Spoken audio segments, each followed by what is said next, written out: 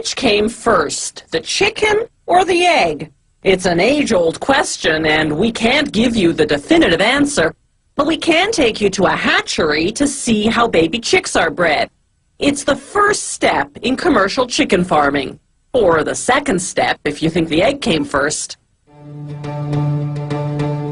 Chicks come from eggs fertilized by mating, but a hen can lay eggs without mating.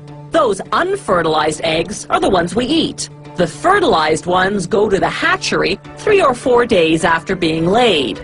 Hatchery workers transfer the eggs onto special trolleys, then roll them into the incubator, where the temperature and humidity level mimic natural conditions. The egg yolk, egg white, and shell all nourish the embryo. Every hour, the trays shift 45 degrees to the opposite side and back, simulating how hens turn their eggs while waiting for them to hatch. After 18.5 days, the eggs come out of incubation and go on to a conveyor belt. They pass under an infrared sensor that detects any whose color is too transparent. These are unfertilized eggs that slipped through. The sensor triggers a suction device to remove them. They go to a rendering plant to become animal feed. The fertilized eggs continue along to the next station to be vaccinated against Marek, a poultry disease. Automated needles pierce a hole in each shell and inject the vaccine into the amniotic fluid surrounding the chick. Now a suction device transfers the eggs to hatching trays, 168 eggs per tray. About 150 of them can be expected to hatch. The rest died in incubation or have physical defects. Day 19.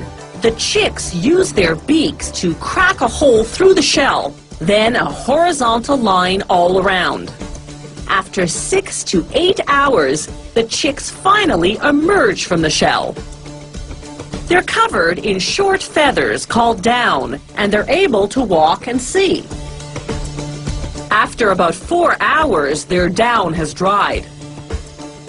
Now workers roll the chicks to what's called the separator, a machine that separates the birds from the shell halves. The shells are larger than the chicks, so they stay on top while the chicks fall down to a conveyor belt below.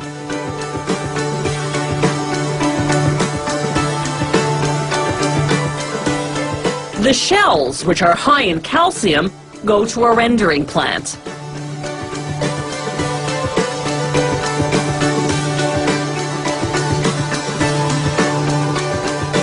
The chicks move on to be classified according to gender.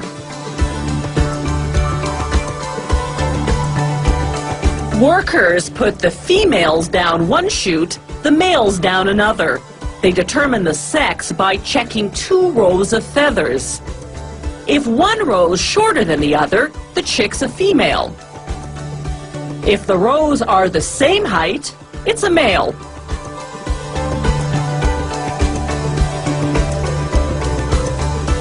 Each chute feeds a separate conveyor belt. An optical counter tracks the number of males and females.